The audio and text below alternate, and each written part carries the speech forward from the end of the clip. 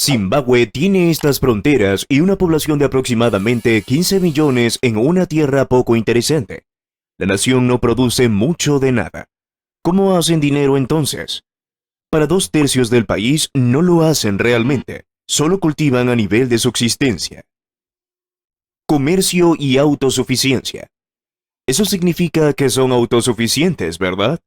Ninguna nación es realmente autosuficiente, ni siquiera tú. Así que el resto del país comercia para compensar esa diferencia. Pero, espera, Zimbabue es una nación sin salida al mar.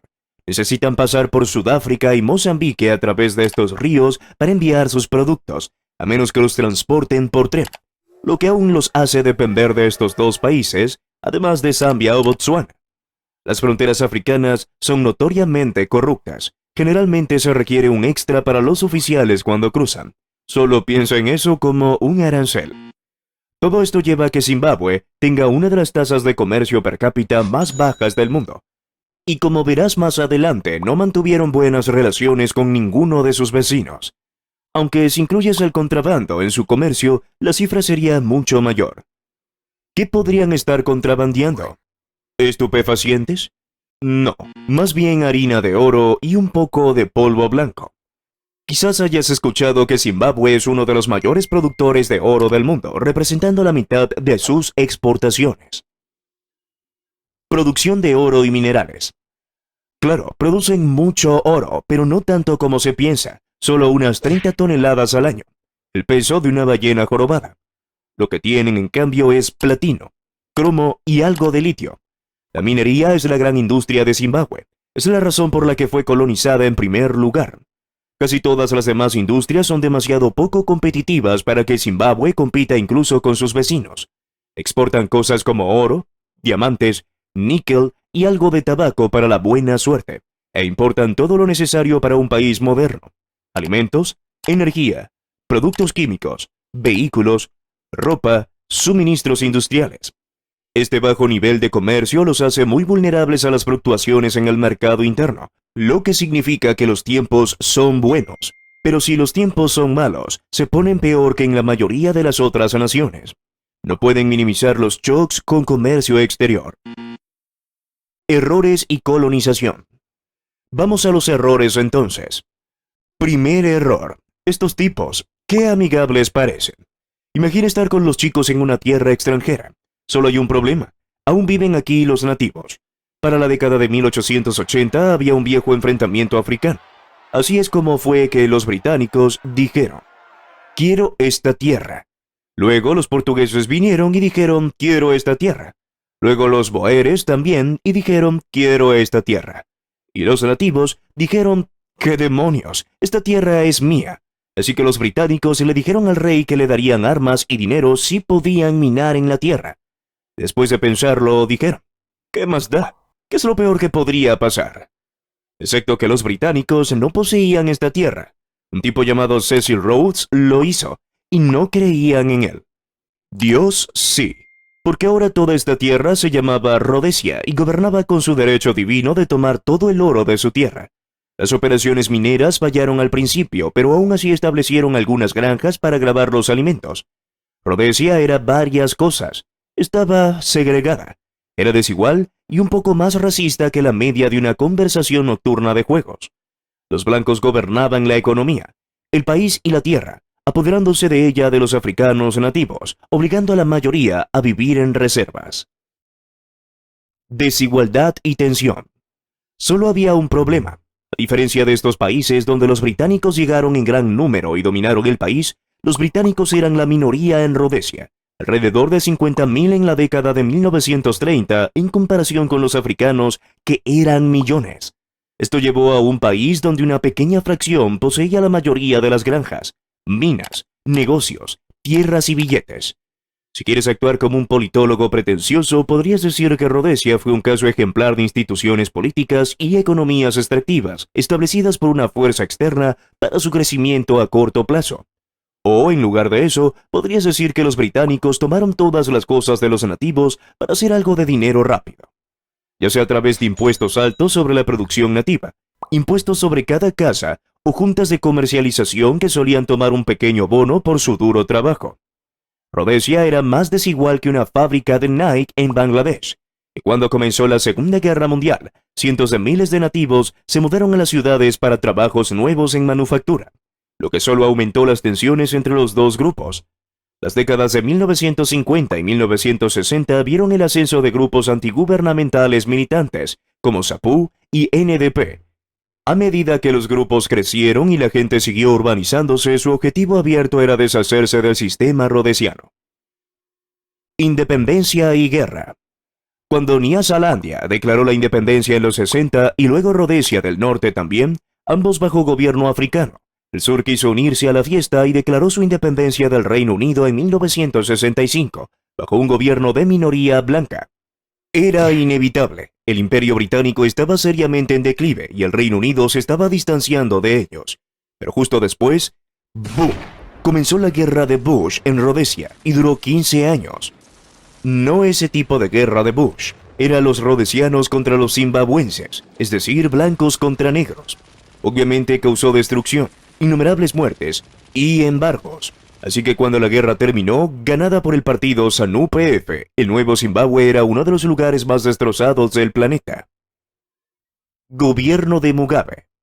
Afortunadamente había un hombre que prometió arreglar Zimbabue, Robert Mugabe.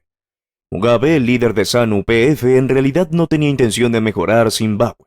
Justo después de tomar el poder, mató a unos 20.000 oponentes políticos y se deshizo del Senado rhodesiano.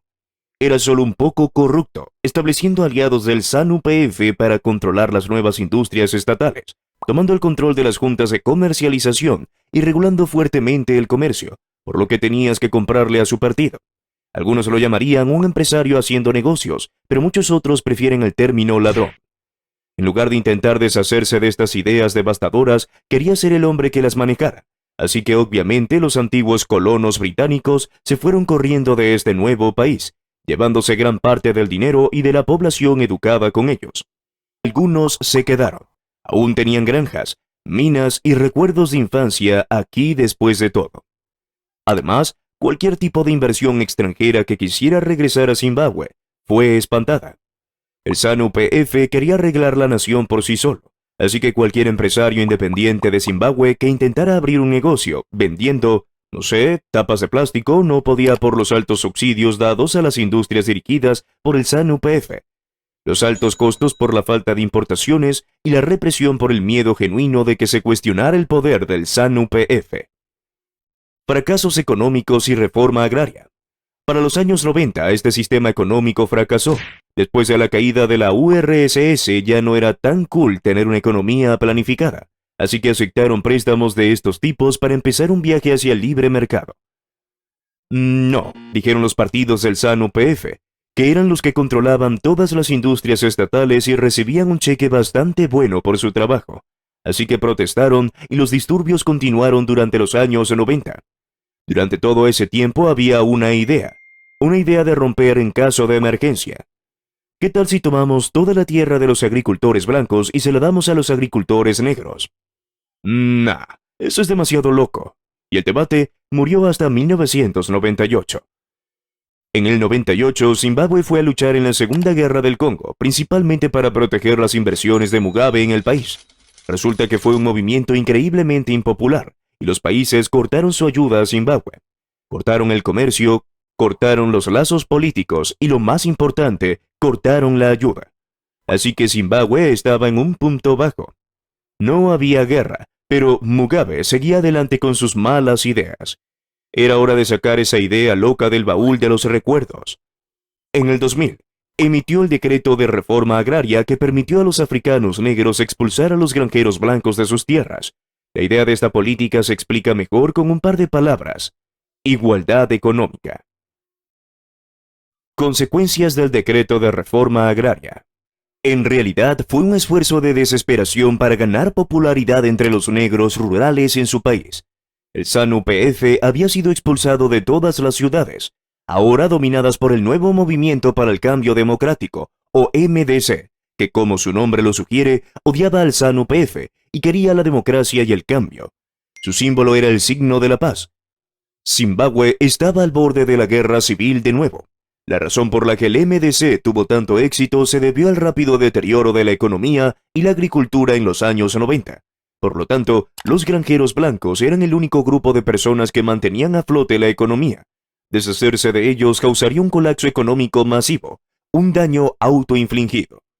Así que los miembros del ZANU-PF leyeron la orden y vieron que no decía nada sobre no arruinar al país. El partido distribuyó la tierra a sus leales y Mugabe, sabiendo que no había vuelta atrás, permitió y alentó la violencia. Hasta el día de hoy, en todas las elecciones posteriores, el ZANU-PF se ha asegurado de llenar las urnas e intimidar al electorado para mantenerse en el poder. El país que una vez fue una nación próspera en el sur de África, ahora es uno de los más pobres. La economía sufrió una inflación tan extrema que tuvo que abandonar su moneda, en 2009, pasando al dólar estadounidense.